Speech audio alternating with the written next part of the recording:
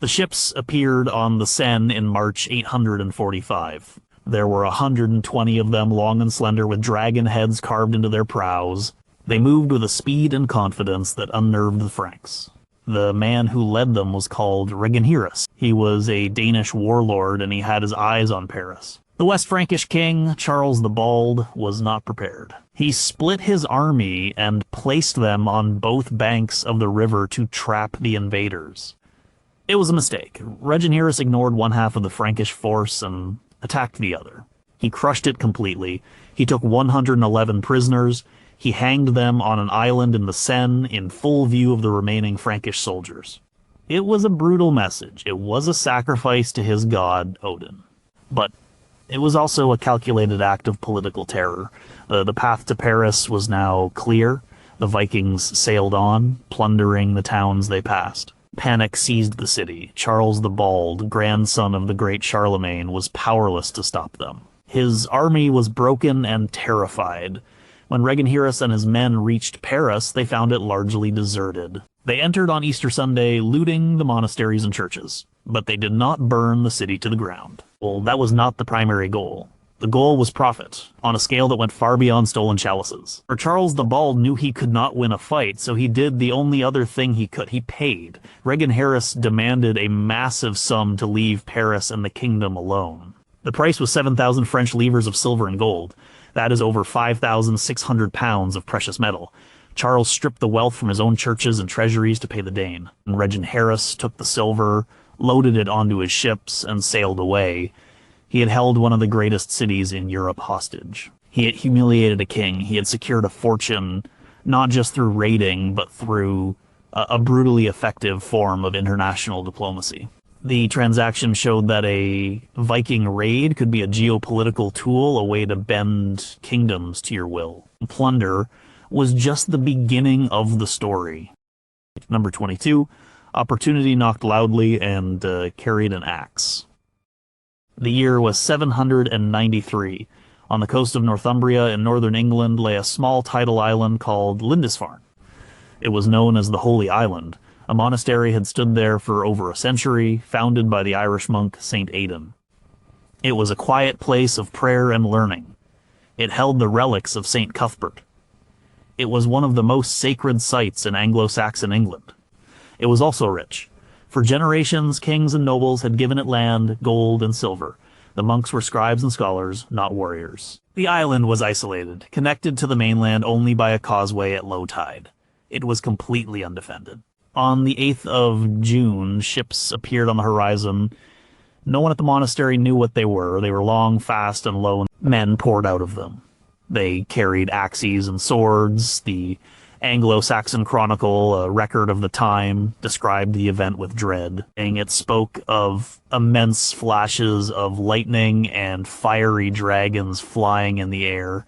These were the panicked memories of a world turned upside down. The men from the ships ran into the monastery. They killed the monks. They threw some into the sea. They took others with them as captives. And they took everything of value. They stripped the altars, taking the golden crosses, the silver chalices, the jewel-encrusted gospel books. Then they were gone as quickly as they had come. News of the attack spread horror across Christian Europe. Alcuin, a prominent scholar from York who was then serving in the court of Charlemagne, wrote letters of despair. He could not understand how such a holy place could be so violated, he asked.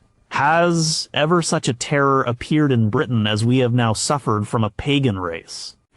He saw it as a punishment from God, but for the raiders it was not about religion, it was about opportunity. They were explorers and traders as much as warriors. Their voyages had brought them to the coast of England. They saw a building full of incredible wealth, protected by a handful of unarmed men. It was the easiest of targets. The raid on Lindisfarne was not a grand invasion. It was likely a small expedition, perhaps only 2 or 3 ships. But its impact was enormous. It opened the floodgates. It showed other Norsemen that the lands across the sea were filled with riches and guarded by people who could not or would not fight back. The monasteries were like banks, and the Vikings had just learned the combination. The motivation here was simple and brutal. It was the calculation of risk versus reward. The risk was a sea voyage. The reward was a fortune. The men who sacked Lindisfarne were not following a king's grand strategy. They were entrepreneurs who saw a market opportunity, and that single brutal act of opportunism kicked off 300 years of the Viking Age. Number 21. A family legacy was forged in salt and steel. In the middle of the 9th century, a man named Olaf the White was a major power in Ireland. He was not Irish. He was a Norseman, the son of a minor king from Norway named Ingald. Olaf arrived in Ireland around 853. He did not come alone. He came with a large fleet and made himself king of the Norse settlement of Dublin. He was a classic Viking sea king. His kingdom was not defined by land borders, but by the reach of his ships. He raided deep into Ireland, fighting Irish kings for tribute and control. He fought other Vikings, too. The world of the Irish Sea was a chaotic mix of alliances and betrayals. Olaf did not do this work by himself. He built a partnership with another famous Viking leader, Ivar the Boneless. Together, they were the most feared warlords in the region. In 866, they took their combined armies across the sea to England. They were part of the great heathen army that terrorized the Anglo-Saxon kingdoms.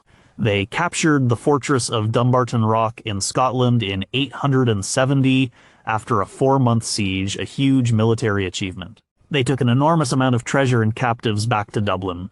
For Olaf, raiding was not a summer job. It was his entire career. It was how he built his power, his wealth, and his name, and it was a career he passed on to his son. Olaf had a son with his wife, Odd the Deep-Minded. The boy's name was Thorstein the Red. Thorstein grew up in this world of constant conflict and travel. He learned how to lead men and sail ships from his father. When Olaf was killed in battle back in Ireland, Thorstein did not retreat into a quiet life. He took up his father's mantle. He formed an alliance with the Earl of Orkney, an island chain north of Scotland that was a major Norse base. Together, they launched a series of campaigns into Scotland. The sagas say Thorstein conquered Caithness, Sutherland, Ross, and Moray. He carved out a kingdom for himself in northern Scotland, ruling as a king in the late 9th century. The story of Olaf and Thorstein is the story of a family business. The business was war. It shows that raiding was not just something individual young men did for adventure. It was a multi-generational enterprise. A successful raider could establish a dynasty. The skills were passed from father to son. The reputation of the father gave the son a head start. The alliances the father built could be inherited by the son. Thorstein the Red was not starting from scratch. He was continuing the work his father had begun. This created a cycle. Success in raiding brought wealth and power, which allowed a family to continue raiding, which brought more wealth and power. It was a profession, a trade passed down through the family, like blacksmithing or farming, but the tools were ships and swords, and the harvest was the wealth of other nations. Number 20, it was a reaction to a squeeze from the south.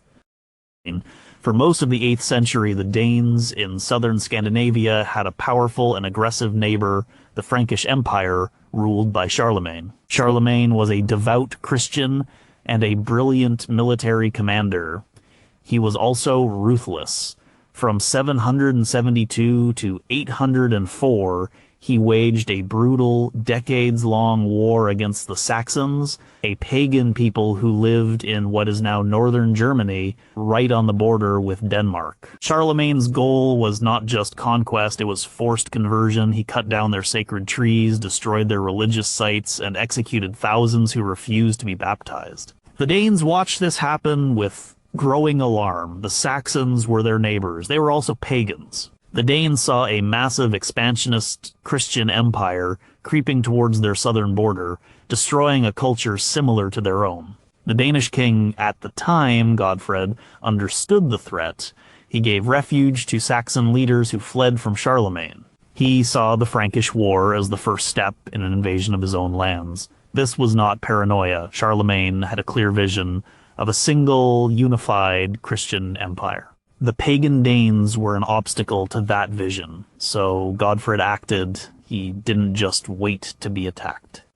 He strengthened his kingdom's southern border. He began a massive construction project, the Danwerk. It was a long wall of earth and wood stretching across the base of the Jutland Peninsula. It was a clear statement this far, and no further. But defense was only part of his strategy. He also went on the offensive. In 804, the same year the Saxon Wars ended, Godfred led a fleet and an army to the border. He engaged in diplomacy with Charlemagne's representatives, but also made it clear he was a force to be reckoned with. In 808, he launched a major raid against the Abodrites, a Slavic tribe allied with Charlemagne. He destroyed their trading post of Rarik and forcibly moved its merchants to a new Danish town called Hedeby. This move secured his control over key trade routes. In 810, Godfred went even further. He led a fleet of 200 ships in a direct attack on Frisia, a coastal territory of the Frankish Empire. He plundered the coast and forced the population to pay him 100 pounds of silver in tribute. This was a direct challenge to Charlemagne himself. This context is crucial. The first major Danish raids were not random acts of piracy against a distant, unknown people. They were geopolitical moves made by a king who felt his kingdom was under existential threat. Godfred was using raiding as a form of preemptive defense. He was showing Charlemagne that an attack on Denmark would be costly. He was fighting back against the pressure from the south, using the Vikings' unique strength, their power at sea, to strike at the empire's vulnerable coastline. For King Godfred and his Danes, the raid was an instrument of foreign policy. It was a way to protect their land, their culture, and their independence from a hostile superpower. Number 19 new things and new ideas were as valuable as silver. In 839, a group of Norsemen traveled a very long way.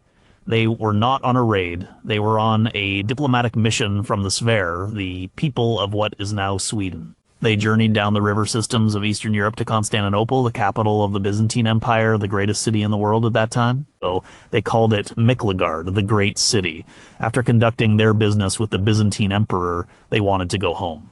But the route back was dangerous, blocked by hostile tribes, so the Emperor Theophilos sent them home a different way. He sent them with his own ambassadors to the court of the Frankish Emperor Louis the Pious. When they arrived at the Frankish court at Ingelheim, the Norsemen caused a stir. Louis was suspicious. He interrogated them. Were they spies? Were they the advance guard of a raiding party? He eventually determined they were who they said they were, peaceful envoys from the land of the Swedes. This encounter, recorded in the Frankish annals, is remarkable. It shows Norsemen not as faceless barbarians, but as people engaged in long-distance travel, diplomacy, and exploration. And it points to a deeper motivation for their journey's curiosity and the acquisition of knowledge. When Vikings raided, they did not just grab gold and silver. They took everything that was portable and valuable. This included things that were new and exotic to them. They took fine Frankish glass, a technology they could not replicate. They took intricately worked metal jewelry from Ireland, whose Celtic knotwork designs were unlike anything made in Scandinavia. They took silks from the Byzantine Empire and the Middle East, fabrics of a quality and softness unknown in the north. These items were not just trophies, they were studied. Norse craftsmen began to incorporate new artistic styles into their own work. The gelling style of Viking art, for example, shows clear influences from Frankish and Anglo-Saxon art. They also captured people with valuable skills. A raid on a monastery might yield a monk who could read and write. A raid on a Frankish town might net a blacksmith who knew advanced metalworking techniques. These captives were valuable not just for their labor, but for their knowledge. They could teach their captors new ways of doing things. This was a form of technology transfer done at the point of a sword. The Vikings were practical people. They were always looking for a better way to build a ship, forge a sword, or navigate the seas. Raiding brought them into direct contact with other cultures and gave them a chance to steal not just wealth, but ideas. Think of a man named Hastin, a famous Viking chieftain of the 9th century.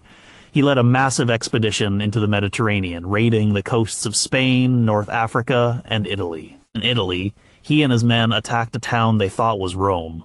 It was actually a town called Luna. The story goes that they couldn't breach the walls, so Hasstein pretended to be on his deathbed, asking for a Christian burial inside the city. Once his coffin was carried through the gates, he leaped out, fully armed, and his men sacked the city. The story might be a legend, but the voyage was real. Imagine what a man like Hasstein saw. He saw Roman ruins, different styles of architecture, different ways of life. He and his men returned to the north, not just richer, but with a vastly expanded view of the world.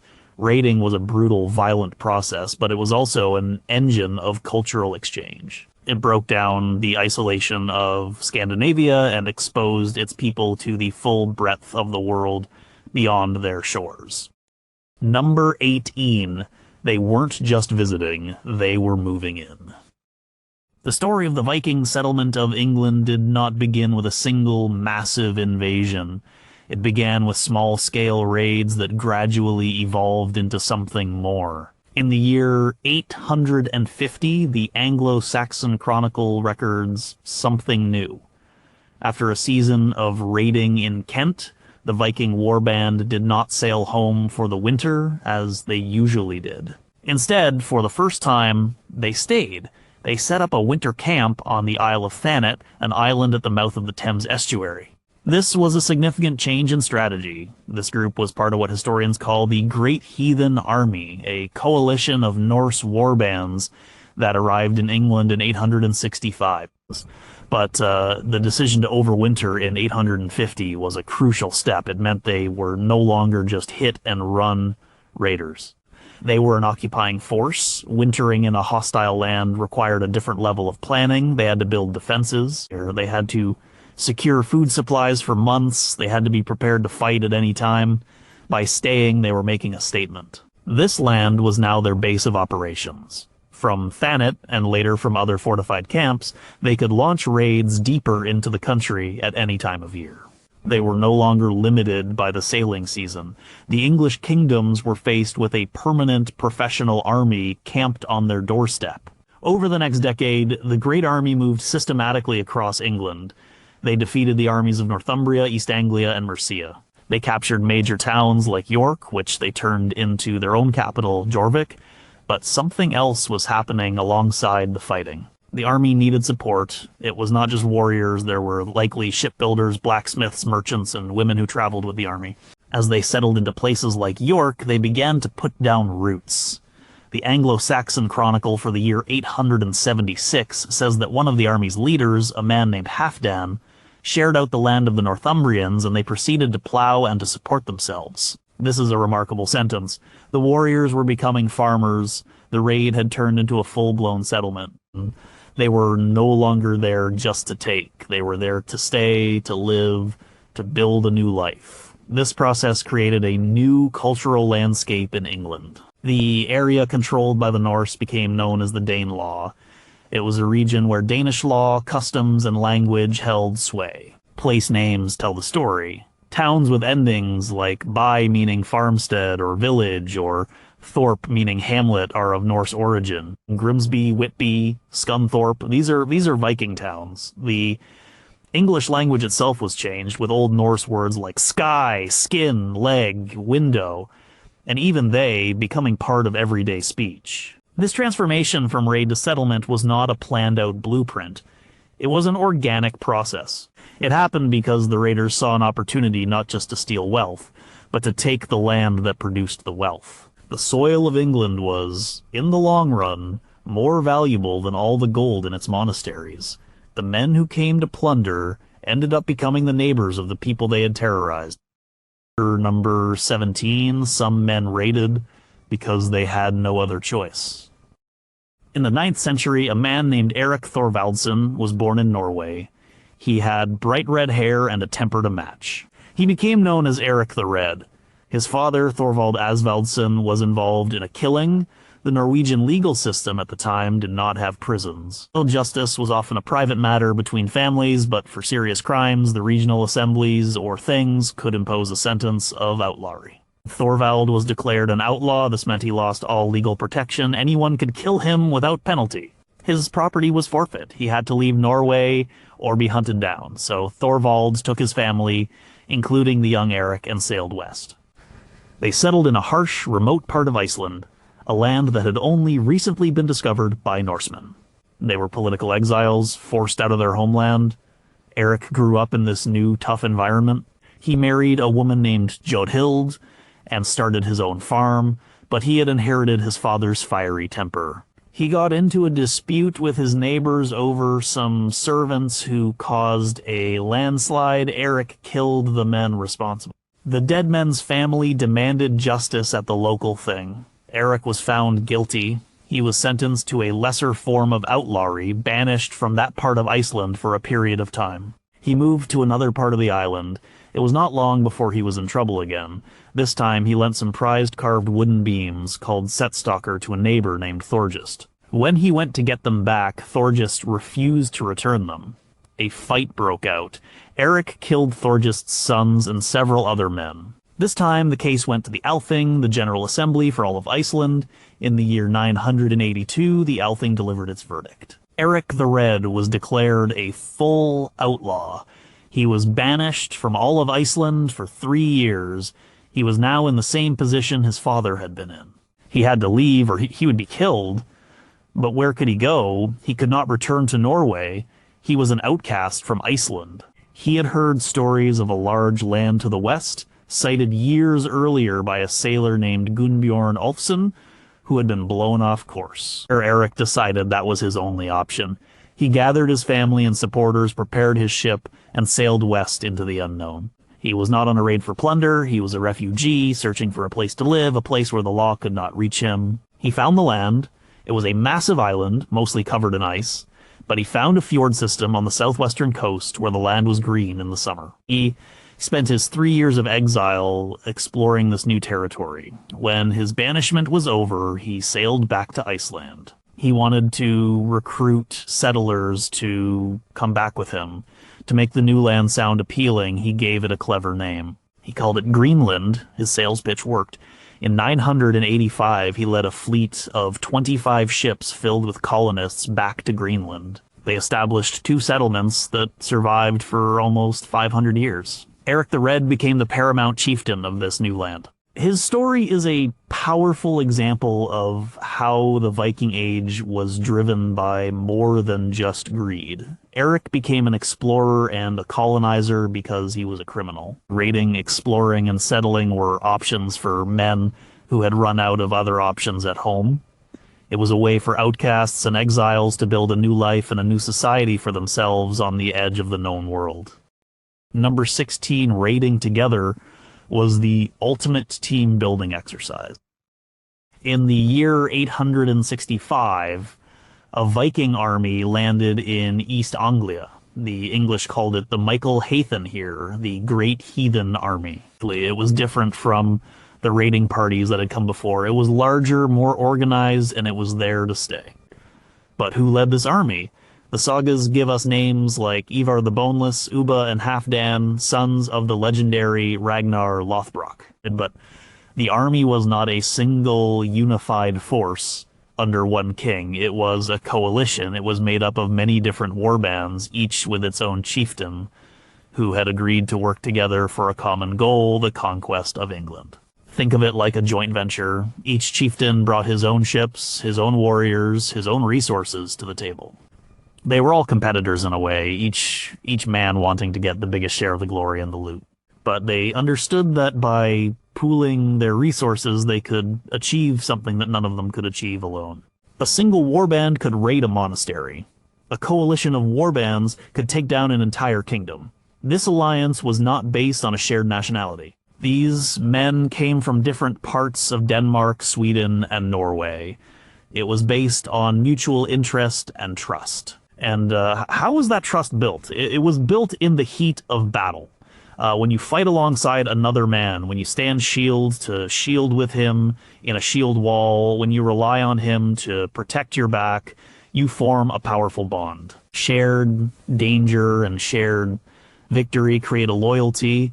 that is stronger than any contracts. A raid was the perfect environment to forge these alliances. A successful joint raid proved that the leaders could work together. It showed that they could be trusted to keep their word.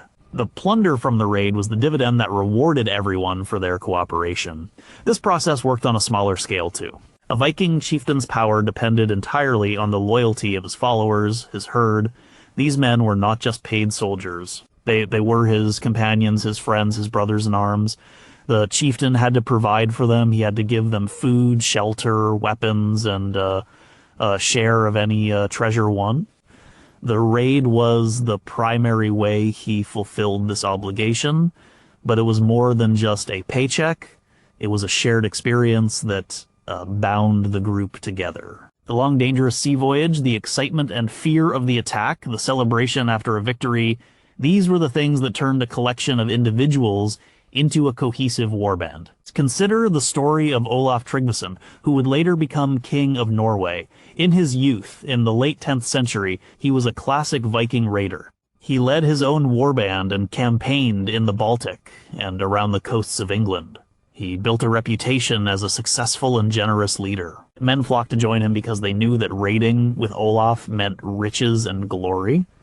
He formed an alliance with Sweyn Forkbeard, the king of Denmark, and together they launched a major attack on England, culminating in the Battle of Maldon in 991. These alliances, forged on the raiding trail, were the building blocks of political power. For the Vikings, raiding together was not just about getting loot. It was about building the social and political capital needed to lead. It was the ultimate trust-building exercise. Number 15, what was illegal at home, was a job overseas. Life in 10th century Iceland was governed by a complex legal code written down in a book called the Gragas, or Grey Goose Laws. This was a society of farmers and chieftains, and they valued order. The law covered everything from land disputes to marriage contracts to insults. And it had very clear rules about violence. You know, if you killed someone, even accidentally, you were in serious trouble. The victim's family had the right to seek compensation or blood revenge. If the case went to the local assembly, you could be fined heavily or even declared an outlaw, effectively a death sentence. Stealing your neighbor's sheep was a crime. Burning down his farm was a crime. These actions were disruptive to the peace and stability of the community. But the Gragas had a geographical limit. Its authority ended at the shoreline of Iceland. The laws that governed how you treated your neighbor in Reykjavik did not apply to how you treated a monk in Ireland or a merchant in England. This created a fascinating double standard. A man who would be considered a violent criminal at home could be celebrated as a hero for doing the exact same things abroad. The very word Viking illustrates this. In Old Norse, the word Viking referred to the activity of raiding. A Vikinger was a person who went on these expeditions. It was a job title, not a name for a whole people. A man might be a farmer for most of the year. He would plant his crops, tend his livestock, and deal with his neighbors according to the law. But in the summer, he might go a Viking. He would join a ship, sail overseas, and engage in acts of robbery and violence that would have made him an outlaw back home. When he returned with his share of the plunder, he was not shunned as a criminal. He was often admired. The wealth he brought back could improve his farm, support his family, and increase his social standing. Think of Egil Skallagrimsson, the famous Icelandic poet and warrior from the 10th century. Egil's saga paints a picture of a complex and often violent man. At home in Iceland, he was a farmer and a landowner, constantly involved in legal disputes. He knew the law well and used it to his advantage. But when he was abroad, he was a ruthless raider. The saga describes him and his brother Thorolf joining a crew to raid in the Baltic. They attack, they kill, they loot. The saga describes these events in a straightforward, matter-of-fact way. There is no moral condemnation. This was simply what one did when one was a Viking. This legal and moral loophole was a powerful driver of the Viking Age. It provided an outlet for the most aggressive and ambitious members of society. It allowed them to acquire wealth and fame through actions that were forbidden within their own communities. The sea acted as a kind of moral boundary.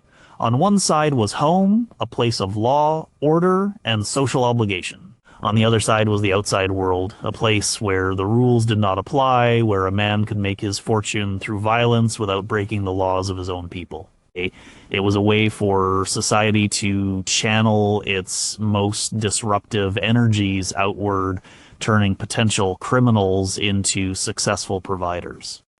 Number 14, it was how a young man made a name for himself. In the Viking Age, a man's reputation was everything. They called it dringskapri. It is a difficult word to translate directly. It meant a combination of honor, courage, generosity, and keeping your word. It was the measure of a man.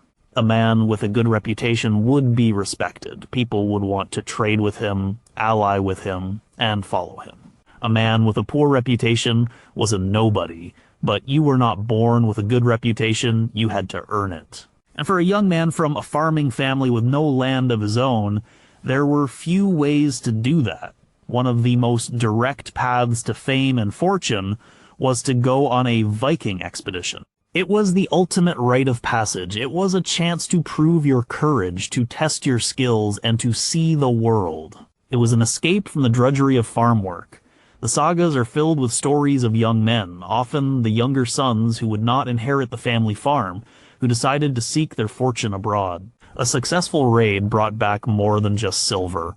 It brought back stories. Consider the story of a young Norwegian named Olaf Haraldsson in the early 11th century. He would later become King Olaf, the second of Norway, and eventually Saint Olaf, the country's patron saint. But before all that, he was a teenage Viking. According to the sagas, he went on his first raid when he was just 12 years old. He led his own crew fighting in the Baltic. He spent his teenage years and early 20s as a raider and a mercenary. He fought in England, in France, and in Spain. He was part of the famous Varangian Guard, serving the Byzantine Emperor in Constantinople. These years were his education. He learned how to lead men in battle. He learned how to navigate the seas. He learned about the politics of different kingdoms. And he built his reputation with every successful battle. His fame grew. Men heard stories of his skill and his bravery. They wanted to join his warband. He was also successful. He accumulated a great deal of wealth from his raiding and mercenary work. This wealth was crucial. It allowed him to pay his men well, to buy them the best weapons, and to maintain a powerful fleet. When Olaf finally decided to return to Norway to claim the throne, he was not just some unknown adventurer. He was Olaf Haraldsson, the famous Viking, a man with a fearsome reputation and the money and loyal followers to back it up. His past as a raider gave him the credibility he needed to be taken seriously as a contender for the kingship. His story shows that for an ambitious young man, raiding was a career path. It was a way to climb the social ladder. You started as a boy on a ship, and if you were skilled, brave, and lucky, you could end up a king. The raid was a public stage where a young man could perform the deeds that would make his name and secure his future. Number 13, fear was a weapon, and raids were how you deployed it. In the year 841, a Viking fleet sailed up the River Seine in France for the second time. They attacked and burned the city of Rouen. They also plundered the Abbey of Jumiges and the Abbey of St. Wandrille. The monks of St. Wandrille were terrified, but they were also practical. They managed to gather together a ransom to pay the Vikings to leave them in peace. The price was 6 pounds of silver. It worked. The Vikings took the money and left. The next year, in 842, another Viking fleet appeared. This time, they attacked the main trading port of Quentivik on the Channel coast. The year after that, 843, they were in Nantes on the Atlantic coast. They attacked during a church festival, killing the bishop at the altar. The pattern was becoming clear. No part of the coastline of the Frankish Empire was safe. The attacks were unpredictable. They could happen anywhere at any time. And the Frankish kings, weakened by civil war, seemed unable to stop them. This created a climate of intense fear. The chronicles of the time are filled with prayers asking for God to deliver them from the fury of the Northmen, and monks wrote of their terror as they saw the dragon ships on the horizon. For the common person living near the coast or a navigable river, the fear must have been constant. This fear was not just a byproduct of the raids, it was one of their primary objectives. The Vikings understood psychological warfare. By building a reputation for ruthlessness and unpredictability, they made their job easier. A town that had heard stories of what happened at Nantes might be much more willing to pay a ransom than to fight. The monks at the Abbey of Saint Denis near Paris learned this lesson. They began making regular payments to local Viking groups to be left alone. This was a protection racket on an international scale. The Vikings were not just stealing wealth, they were selling security, or rather, freedom from their own violence. This strategy of terror reached its peak with the Great Heathen Army in England. Their execution of King Edmund of East Anglia in 869 was a particularly brutal act, likely intended to send a message to other English kings. Their tactic of establishing fortified winter camps created a permanent sense of dread. The raiders were no longer a seasonal threat, they were a constant presence. The fear this generated could paralyze a kingdom. It made it difficult to raise armies, it made local lords more likely to make their own private deals with the invaders rather than trust in the king's protection. The Vikings cultivated this reputation. The stories of their berserker warriors, who were said to fight in a trance-like fury, added to their fearsome image. Their pagan religion, with its warrior gods like Odin and Thor, seemed savage and terrifying to the Christian populations they attacked. They understood that a reputation for ferocity was a weapon as powerful as any axe. It could break an enemy's will to resist before a battle even began. The raid was the delivery mechanism for this weapon of fear. Each burned village and plundered monastery was an advertisement, a demonstration of what would happen to those who did not cooperate. Number 12. Sometimes they were just hired muscle. Not every Viking raid was an independent enterprise. Sometimes they were guns for hire. In the fragmented and conflict-ridden world of 9th and 10th century Europe, a Viking warband was a valuable military asset. They were a mobile, amphibious, professional fighting force. For a local ruler with a rival to defeat or a throne to claim, hiring a Viking fleet could be a game changer. This was particularly common in Ireland. The island was divided into numerous small kingdoms, or tuatha, and they were constantly fighting each other. When the Vikings first arrived, they were seen as a new destructive force, but it did not take long for the Irish kings to realize they could be used. An Irish king might hire a Viking crew to attack his neighbor. The Vikings would get paid, usually with a share of the plunder, and the Irish king would achieve his political objective. In the year 848, for example, Mael Secnall Mac Maele Ruinaid, the High King of Ireland, won a major victory against a Norse army at Shiath Nectain. But just a few years later, in the 850s, this same High King was making alliances with Viking leaders to fight against his Irish rivals. He allied with a Viking warlord named Amlaib, the Irish version of Olaf, to campaign against other Irish kingdoms. The Annals of Ulster, a key Irish chronicle, are filled with such entries recording complex, shifting alliances between Irish and Norse groups. It was a world where today's enemy could be tomorrow's ally. The Vikings were not seen as an undifferentiated mass of invaders, but as another political and military player in a very complicated game. The same thing happened in the Frankish kingdoms. After the death of Charlemagne, his empire was divided among his grandsons, who then fought each other in a series of devastating civil wars. During the conflict between Charles the Bald and his brother Lothair, both sides tried to use the Vikings. In 841, Lothair reportedly encouraged a Viking fleet to attack the lands of Charles to put pressure on him. Charles, in turn, tried to hire other Vikings to fight for him. This was a dangerous game. The Vikings were happy to take payment, but their loyalty was always to themselves. They would often take the money from one side and then go on to raid their employers' lands anyway. This role as mercenaries provided a steady source of income for many Viking groups. It was often less risky than raiding on their own. Instead of attacking a defended town, they were joining a local army to attack its enemies. They were given intelligence supplies and a clear objective. The payment might be in silver, but it could also be in land. The settlement of Normandy in France began this way. The Frankish king, Charles the Simple, was unable to defeat a Viking group led by a man named Rollo. So in 911 he made a deal. He gave Rollo the land around the city of Rouen. In exchange, Rollo and his men had to defend the land from any other Viking raiders. The raiders had become the security guards. They had turned their mercenary work into a permanent landed settlement. This shows that raiding could be a flexible profession. The Vikings were not just mindless destroyers, they were pragmatic military contractors willing to sell their skills to the highest bidder. On number 11, they needed more than just gold, they needed raw materials. We often picture Viking raiders stuffing their pockets with gold coins and silver chalices, and they certainly did that, but their needs were more fundamental than that.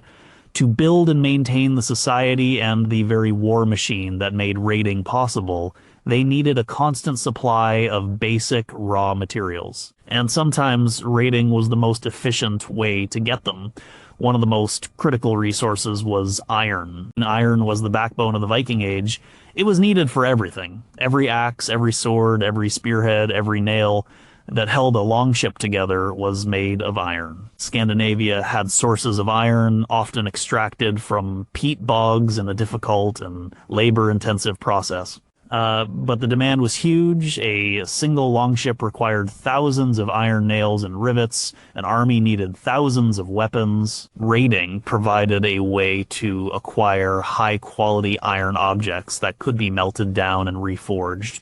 A raid on a Frankish farm might yield iron tools like plows and scythes. A sacked church would have iron fittings on its doors and chests. These were not as glamorous as a silver cross, but in many ways they were more useful. Timber was another vital resource. The longship was the key to Viking success, and building one required a lot of high-quality wood, especially oak. While Scandinavia was heavily forested, not all areas had the right kind of timber. Some parts of Norway were rocky and sparse. Iceland and Greenland had almost no suitable trees for shipbuilding. Settlers in these lands were desperate for wood. They had to import it. Some of this trade was peaceful, but a raid on a timber-rich area like the coasts of England or the southern Baltic could be a way to secure a cargo of wood. The raiders could cut the trees themselves or more likely steal timber that had already been cut and prepared. Stone was another valuable commodity, specifically soapstone. Soapstone, or steatite, is a soft rock that is easy to carve and is resistant to heat. The Vikings used it to make essential household items like cooking pots, lamps, and spindle hurls for weaving. Major soapstone quarries existed in Norway and the Shetland Islands. These quarries were important economic centers. Control of a quarry meant control of a valuable trade good. Archaeological evidence shows that soapstone pots from these quarries were traded all over the Viking world. And a Viking group might launch a raid specifically to seize control of a quarry or to plunder a shipment of finished soapstone goods. Even food could be the target of a raid. An army on the move needs to eat. The Great Heathen Army in England did not carry all its food supplies with it. They foraged and plundered as they went. The Anglo-Saxon Chronicle often mentions the army seizing food and horses from the local countryside. This was not just incidental looting, it was a necessary part of their logistical planning. A raid could be a quick and brutal way to resupply an army. When we think of plunder, we should think not just of treasure, but of the fundamental building blocks of an economy: iron, timber, stone, and food. Raiding was a violent form of resource acquisition, a way to get the materials needed to keep the Viking Age going. Number 10, every voyage was a chance to map the world. The Vikings did not have modern maps. They had no GPS, no compass in the early years.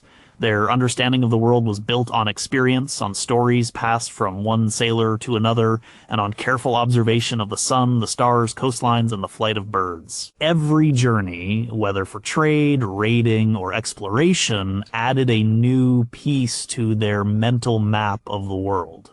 A raid was not just an attack, it was an intelligence-gathering mission. Think about the first raid on Lindisfarne in 793. The men on those ships were not just looking for a monastery to sack, they were charting the unknown. They had to navigate the North Sea, a notoriously difficult body of water. They had to find a safe place to land. They had to observe the tides. They had to figure out the best time to attack and the quickest way to escape. When they returned home, successful and rich, they brought back more than just plunder. They brought back vital information. They could tell others, there is an island off the coast of Northumbria. It is full of wealth. The people there do not fight. The tides are like this. Here is how you get there. This information was incredibly valuable. It was a roadmap to future success for other raiders. This process of information gathering was continuous. A Viking crew raiding up the River Seine in France would learn about the river's currents, its shallows, and the locations of bridges and fortified towns. They would learn where the richest monasteries were, and which towns were most likely to pay tribute. This knowledge was passed on. Later raiding parties would be better prepared. They would know which routes to take and which to avoid. They were, in effect, mapping the vulnerabilities of their enemies. Sometimes this information gathering led to accidental discoveries. In the late 9th century, a Norwegian named Naddod was sailing from Norway to the Faroe Islands. A storm blew his ship off course, and he ended up sighting a large, unknown land. He went ashore, climbed a mountain, and saw no sign of human life. It was snowing, so he named the place Snaeland, or Snowland. He had accidentally discovered Iceland. He returned to the Faroes and told people about his discovery. A few years later, a Swede named Gardar Svavarsson decided to go look for this new land. He successfully circumnavigated it, proving it was an island. He spent winter there and called it Gardarshomi, or Gardar's Isle.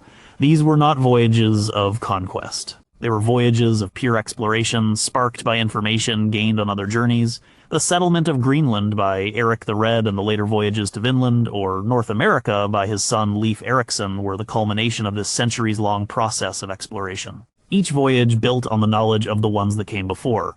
The Vikings who landed in North America around the year 1000 were able to do so because generations of sailors before them had pushed the boundaries of the known world piece by piece. The raid was often the sharp end of this process. It was the financial incentive that pushed men to sail into unknown waters. While their primary goal might have been plunder, they were also, unintentionally, the great explorers and cartographers of their age.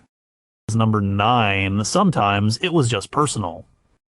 Viking society was intensely personal. Honor and family were paramount. A slight against your family had to be answered. A debt had to be paid. This culture of feud and revenge did not stop at the water's edge. It often fueled raiding expeditions that had little to do with random plunder and everything to do with settling a score. A perfect example comes from the Orkney saga, a history of the Earls of Orkney. In the late 10th century, the Earl of Orkney was a man named Sigurd the Stout. He ruled over the islands north of Scotland. On the Scottish mainland, the ruler of Caithness and Sutherland was a man named Earl Finlayke. The two men were rivals, constantly fighting over territory and influence. According to the saga, Sigurd's mother was a powerful and somewhat sinister figure. She was skilled in sorcery. She told Sigurd she would weave him a magical banner, a raven banner, that would bring victory to whoever it was carried before, but death to the man who carried it. The Sigurd and Finlayke agreed to meet for a decisive battle. Sigurd was outnumbered. He went to his mother, and she gave him the raven banner. He then went to gather his army. He traveled to his possessions in the Hebrides and to Ireland, recruiting Viking mercenaries to join his cause. He was calling in favors and hiring warriors for a specific purpose to defeat his personal enemy, Finlayke. When the battle took place, the Raven Banner worked as his mother had promised. The Orcadian army was victorious, but the saga grimly notes that 3 of Sigurd's banner bearers were killed. Sigurd won the battle and secured his control over northern Scotland. This was not a raid for profit in the traditional sense. It was a military campaign driven by a personal feud between two powerful men. The Viking warriors who joined Sigurd were not just raiding a random foreign land, they were taking a side in a local political dispute. They were fighting for a specific person against a specific enemy. Another famous saga story tells of a man named Kveldulf and his son Skallagrim, the father of the poet Egil Skallagrimson. They had a long-running feud with King Harald Fairhair of Norway. The king's men killed one of Kveldulf's sons. In revenge, Kveldulf and Skallagrim gathered a crew, attacked a ship owned by the king's cousins, killed everyone on board, and took all the wealth. Then they raided a farm belonging to one of the king's men, killing him and his household. These were not acts of piracy. They were targeted acts of vengeance. The plunder was a bonus, but the main goal was to inflict damage on a specific enemy. These stories show that we cannot always see Viking raids as attacks by faceless outsiders on innocent victims. Often, the conflict had a long and personal history. The raid was just one episode in an ongoing saga of family honor, political rivalry, and blood feud. The motivation was not the abstract desire for wealth, but the very personal and powerful desire for revenge. Number 8. It was the best way to build a warband. A Viking leader was nothing without his followers. His power, his influence, and his very survival depended on his ability to attract and retain a loyal group of warriors, a herd or lid.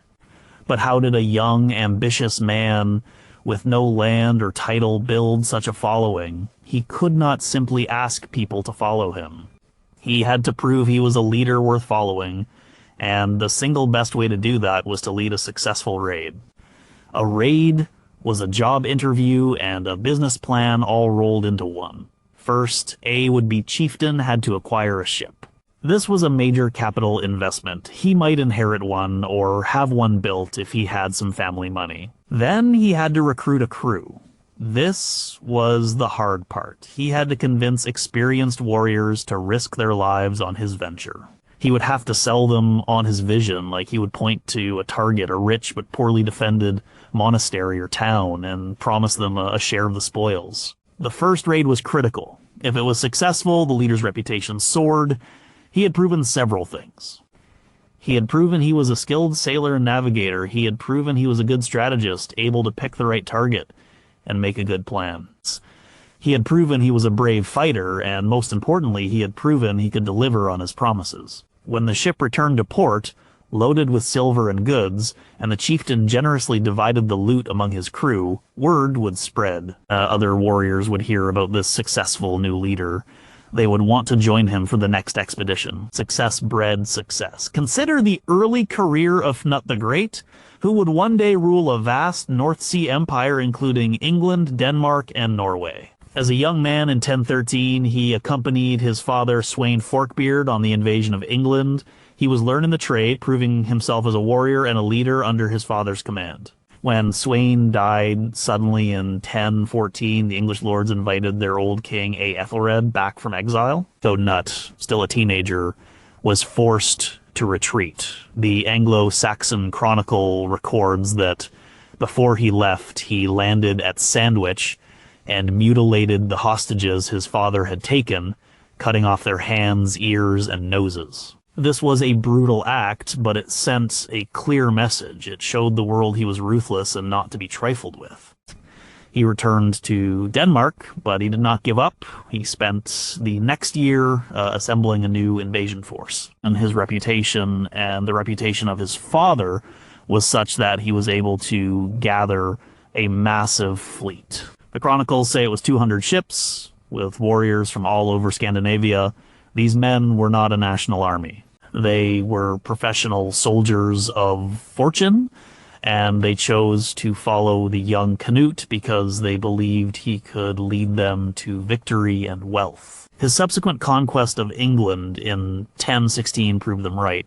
The raid and the large-scale invasion which grew out of it was the mechanism by which he transformed himself from a young prince into a powerful king. It was how he recruited the army that made his empire possible. Number 7, the longship was a disruptive technology. In the late 8th century, the shipbuilders of Scandinavia perfected a revolutionary piece of technology, the clinker-built longship. This vessel was the key that unlocked the Viking Age. It was not just a boat, it was a weapon system, a troop transport, and a cargo vessel all in one. Its design was a masterpiece of naval engineering, and it gave the Norsemen an advantage no one else in Europe could match. The longship had a shallow draft. This was one of its most important features. It meant the ship could travel in water just a few feet deep. A traditional European trading ship of the time, the cog, was deep and round-bellied. It was confined to deep water ports. But a Viking longship could sail right up onto a sandy beach, allowing warriors to disembark quickly and launch a surprise attack. It could also navigate far inland up rivers. A river that was a barrier to a traditional army was a highway for a Viking fleet. They could strike deep into the heart of a kingdom, at places that had never before been vulnerable to attack from the sea. The sieges of Paris in 845 and 885 were only possible because longships could navigate the Seine. The ships were also incredibly fast and seaworthy. They were long and narrow, with a flexible hull that rode with the waves rather than fighting them. A single large square sail gave them speed in open water, but a bank of oars meant they were not dependent on the wind. They could move quickly in calm weather, or row against a current. This combination of sail and oar power gave them immense tactical flexibility. They could outrun almost any other ship of the period. They could appear on the coast with shocking speed, strike, and then be gone before a defending force could be organized. The construction method, called clinker building, involved overlapping the hull planks and fastening them with iron rivets. This made the hull both strong and light. A typical longship could be crewed by 40 to 60 men, but the ship itself was light enough that the crew could pull it out of the water and carry it over short distances of land. This technique, known as a portage, allowed them to bypass river rapids or fortified bridges, or to move their ships from one river system to another. It made their movements even more unpredictable. The existence of this technology created the possibility of a new kind of warfare. Before the longship, seaborne attacks were clumsy and risky. With the longship, they became a viable and highly profitable military strategy. The men who built and sailed these ships knew they had a superior tool. It is human nature to use the tools you have. The Scandinavians had the perfect tool for coastal and riverine raiding, so they went raiding. The motivation was not just greed or land hunger, it was also a kind of technological determinism. The longship made a certain kind of raiding possible and easy, and because it was possible and easy, it was done. The raids were, in part, a direct consequence of a breakthrough in marine technology. Number 6, captives were a key part of the economy. When Vikings sacked a monastery or a village, they took more than just portable wealth. They also took people. The taking of captives, who were then sold or used as slaves, was a central and brutal part of the Viking raiding economy. In Old Norse, these captives were called thralls. They were a major commodity, as valuable as silver or land. The slave trade was not invented by the Vikings. It was an established part of the European and Middle Eastern economies. But the Vikings perfected the supply chain. Their raids in Britain, Ireland, France, and the Slavic lands of Eastern Europe provided a constant source of new captives. These people were marched back to the ships and transported to slave markets in major Viking trading centers like Hedeby in Denmark or Dublin in Ireland. From there, they could be sold on to buyers from the Frankish Empire, the Byzantine Empire, or the Arab world. The Dublin slave market was one of the largest in Western Europe. Archaeological digs there have found slave chains and collars. The demand was huge. In the Arab caliphates, there was a high demand for European slaves known as sakhalaba. The Vikings who traveled the river routes of Russia, the Rus, were major suppliers to this market.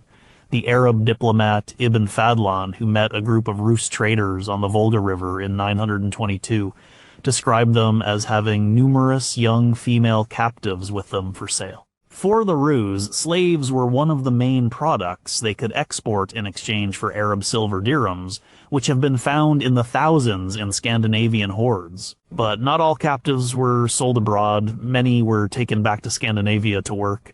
The Viking homelands were agricultural societies. Farming was hard work, and it required a lot of labor. Thralls did the most difficult and demeaning jobs. They worked the fields, tended the livestock, built fences, and served in the household. Their labor freed up the farm owners, the carls, and the chieftains, the jarls, to engage in other activities like politics, trade, or going on more raids. A large number of thralls was a sign of wealth and status.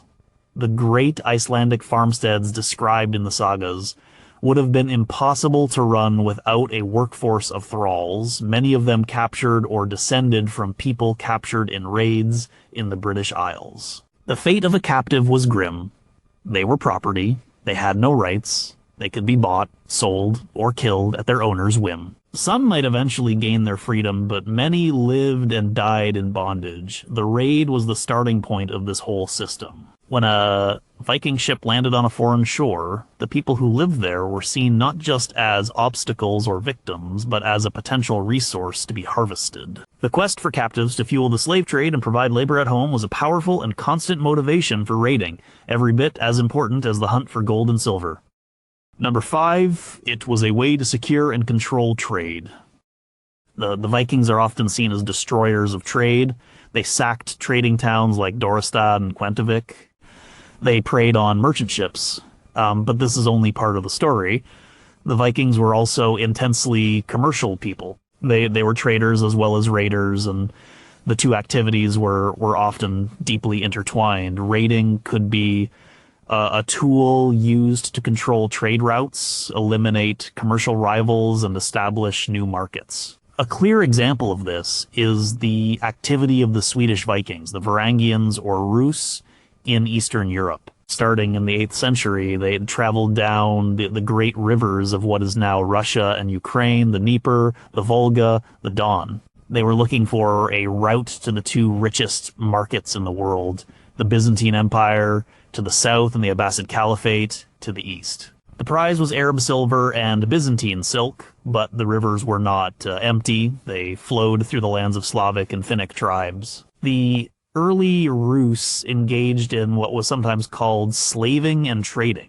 They would raid a Slavic village, take plunder and captives, and then travel to the next village and trade peacefully. Their actions were designed to dominate the region. They used violence and the threat of violence to force the local tribes to pay them tribute. This tribute was not in silver, which the tribes did not have, but in the goods the Rus wanted for export furs, honey, wax, and slaves. The Rus would collect this tribute, load it onto their boats, and transport it downriver to sell in Constantinople or to Arab merchants on the Volga.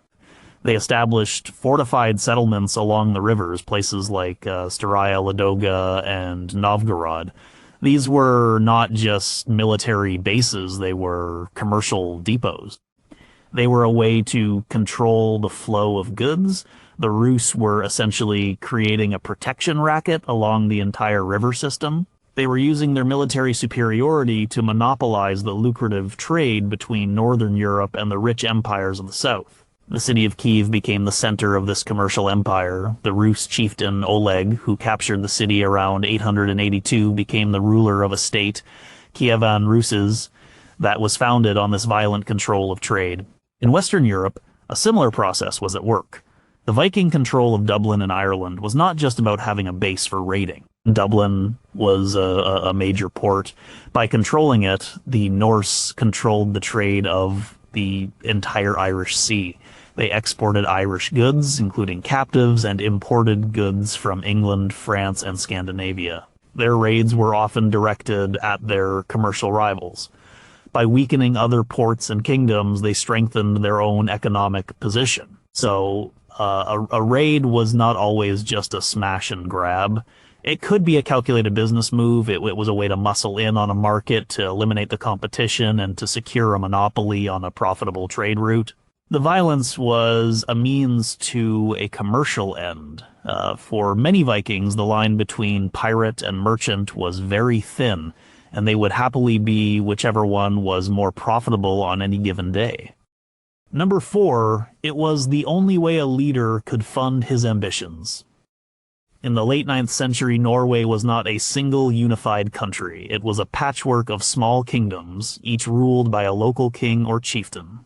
A man named Harold was the ruler of one of these small kingdoms in the south, but Harold was ambitious. According to the sagas, he made a vow not to cut or comb his hair until he was the sole king of all of Norway. This earned him the nickname Harold Tangle Hair. But to achieve this goal, he needed more than a vow. He needed money, ships, and a large army of loyal warriors. His small kingdom could not provide this. The taxes and farm income were enough to live on, but not enough to fund a major war of conquest. So Harold did what any ambitious Scandinavian leader of the time would do. He went a Viking. The sagas say he spent his summers leading raiding expeditions to the west, to Scotland and the Hebrides. These were not just plundering trips. They were a way to build his war chest. He used the wealth gained from these raids to pay his men, to build more ships, and to buy the best weapons. The raids also served as a training ground for his army.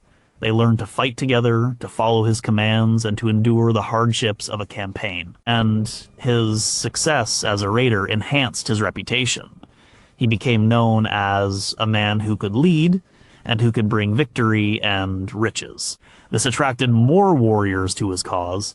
He was building his political and military power base through activities conducted entirely outside of his own kingdom. With the wealth and the army he had acquired through raiding, Harold returned to Norway and began his long campaign of unification. He fought a series of battles against the other petty kings. The most famous was the naval Battle of Hafrsfjord, fought around 872. Harald won a decisive victory, crushing the combined forces of his western Norwegian rivals. After this battle, he was the undisputed king of a united Norway. He was finally able to cut his hair and became known as Harold Fairhair. Harold's story is a clear illustration of how raiding was essential for political ambition. In traditional land-based economies in Scandinavia could not generate the surplus capital needed for large-scale state building. The political structure was too fragmented. A leader who wanted to rise above the rest, to consolidate power and create a larger kingdom, had to find an external source of funding. Raiding was that source. It was an injection of foreign capital into the Scandinavian political system. The wealth stolen from monasteries in England and France paid for the wars that created the Kingdom of Norway. The same pattern can be seen with other leaders. Knut the Great used the immense wealth of England, which he first took by force, to secure his rule in Denmark. Olaf Tryggvason returned to Norway from his raiding career with ships loaded with English silver to make his bid for the throne. For these men, raiding was not an end in itself. It was a means to a much larger political prize. It was the venture capital that funded the creation of the Scandinavian nations. Number 3, the land at home was getting crowded. Scandinavia in the 8th and 9th centuries was not an empty land. The best farmland, particularly in the fjord-laced regions of western Norway and in Denmark, was already occupied. Society was structured around the family farm. A farm could only support a certain number of people. And inheritance laws often favored the eldest son. This created a growing problem what to do with the younger sons. A younger son might not inherit enough land to support his own family. He could stay on the family farm and work for his older brother, but this was a low-status position. He could try to clear new marginal land in the mountains or deep in the forests, but this was backbreaking work with no guarantee of success. This created a pool of young, landless, ambitious men with limited prospects at home. They were a potential source of social instability. At the same time, agricultural technology was improving. The increasing use of iron for tools like plows made farming more efficient. This, combined with a period of relatively warm climate, may have led to a population boom. More people survived to adulthood. As families were larger. This put even more pressure on the limited amount of good available farmland. There were simply too many people for the land to support in the traditional way. This is where raiding and exploration came in. For a young man with no inheritance, the sea offered an escape and an opportunity. A successful raid could provide him with the silver he needed to buy his own farm. It was a quick, though risky, way to acquire the startup capital for a life at home, but there was another, more permanent solution: find new land overseas. The Viking expansion was not just about raiding, it was about colonization. The first targets were the unsettled or sparsely populated islands of the North Atlantic. The Faroe Islands, halfway between Norway and Iceland, were settled by Norse farmers around the year 800. Iceland itself was settled starting in about 874. The Icelandic sagas tell the story of Ingolfr Arnarson, who left Norway because of a feud and became the first permanent settler. He was followed by hundreds of others, mostly from western Norway. They were entire families, packing up their households, their livestock, and their thralls, and sailing into the unknown to find a new place to live. Iceland offered what Norway could not: vast tracts of open, unclaimed land. The same pressure drove settlement in other directions. Vikings settled in the northern and western Isles of Scotland, in the Hebrides, and in parts of mainland Scotland. They established the Danelaw in England, where a Viking army transformed into a society of farmers. They settled in Normandy, France. In all these places, the motivation was not just a lust for gold, but a fundamental need for land. It was a search for a place to build a farm, raise a family, and have a future that was denied to them at home. The longship was not just a warship, it was a covered wagon. The raids that cleared the way for these settlements were, in essence, a violent form of house hunting. The demographic pressure at home was a powerful engine driving the Viking Age. Number 2, social status was earned at the point of a sword. In the world of the Vikings, status was not something you were simply born with. While coming from a powerful family certainly helped, a man's position in society was ultimately determined by his actions and his reputation. A chieftain, or jarl, held his position because his followers believed in his ability to lead and, crucially, to provide for them. Generosity was a core component of leadership. A good leader was a ring giver, a man who distributed the wealth he acquired to his loyal retainers. But where did this wealth come from? A chieftain's own farms produced food and basic goods, but not the kind of high-status, portable wealth that cemented loyalty. That wealth: silver arm rings, gold jewelry, fine weapons, imported silks, and glassware came from trade and from raiding. A raid was the most direct way for a leader to acquire the treasure he needed to be a successful ring giver. Imagine a young warrior who joins a chieftain's warband. He pledges his loyalty. In return, the chieftain gives him a place to live, food to eat, and weapons. After a successful raid, the chieftain holds a great feast in his longhouse. He makes speeches praising the courage of his men, and then he distributes the plunder. He might give the young warrior a silver arm ring. This was more than just payment. It was a public symbol of the bond between the leader and his follower. The warrior would wear the ring with pride. It showed everyone that he was a member of a successful warband, that he was valued by his chieftain, and that he had earned his place through his own courage. This system created a powerful incentive for both leaders and followers. The leader had to keep leading successful raids to maintain his status and keep his men loyal. If his luck ran out, if he led his men to defeat, his followers would leave him for a more successful leader. His status was constantly being tested. For the followers, the raid was their path to social mobility. A man who fought bravely and distinguished himself might receive a larger share of the loot. He might be given a position of greater responsibility. Over time, a successful warrior could accumulate enough wealth and build a strong enough reputation to attract his own followers and become a chieftain in his own right. The sagas are full of characters whose lives revolve around this quest for status. In the saga of the Jomsvikings, a man named Palnatoke establishes a legendary warrior brotherhood. Their fortress, Jomsborg, was a place where men could go to prove their valor and win fame. The rules of the Brotherhood were all about courage and loyalty. This was an institution dedicated to the pursuit of military glory. The poetry of the age also reflects this obsession with reputation. Skaldic poetry, composed by court poets for chieftains and kings, rarely speaks of love or nature. It speaks of battle. It praises the leader's courage and, most of all, his generosity. A common poetic phrase for a good leader was feeder of ravens, a grim reference to the carrion birds that feasted on the bodies of his enemies after a battle. To be praised in a skald's poem was to have your fame preserved forever, and the surest way to be the subject of such a poem was to lead a glorious and profitable raid. In this society, the raid was the primary engine of social status. It was the arena where reputations were made and unmade. Number 1, it was geopolitics by other means.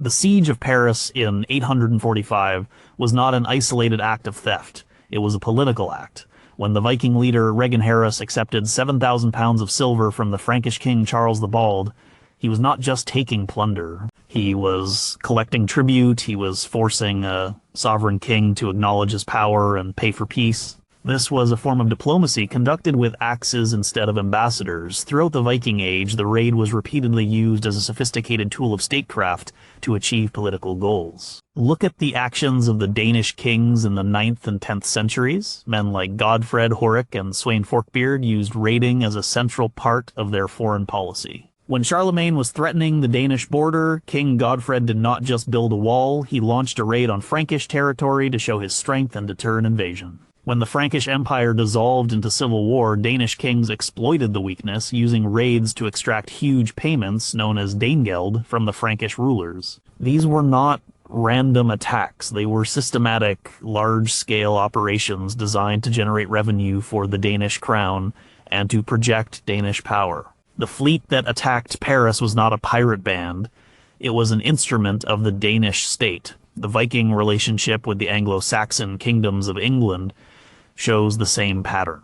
The early hit-and-run raids evolved into the campaigns of the Great Heathen Army, which was a political entity. It made treaties, took hostages, and set up puppet kings. The ultimate goal was not just plunder, but political control. This culminated in the early 11th century with the conquest of England by the Danish king Knut the Great. Knut's invasion was not a raid, it was a war of conquest.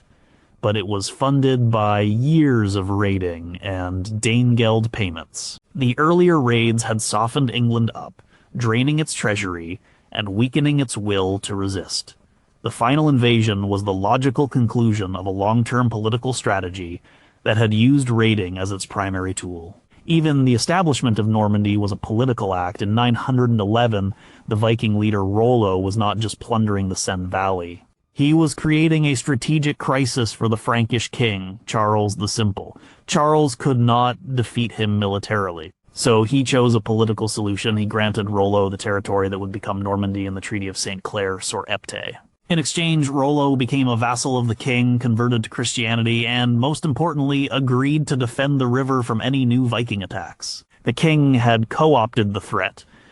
He turned the poacher into the gamekeeper. Rollo, for his part, had used raiding to achieve the ultimate political prize, legitimate inheritable landed power. He had transformed himself from a warlord into a duke.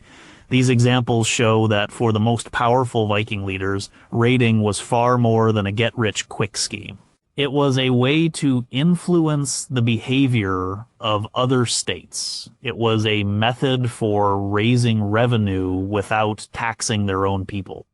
It was a tool for exploiting the weaknesses of their rivals. It was a path to political legitimacy and territorial control. The Viking raid, in its most developed form, was an extension of politics, a brutal but effective way for the emerging Scandinavian kingdoms to force their way onto the European stage.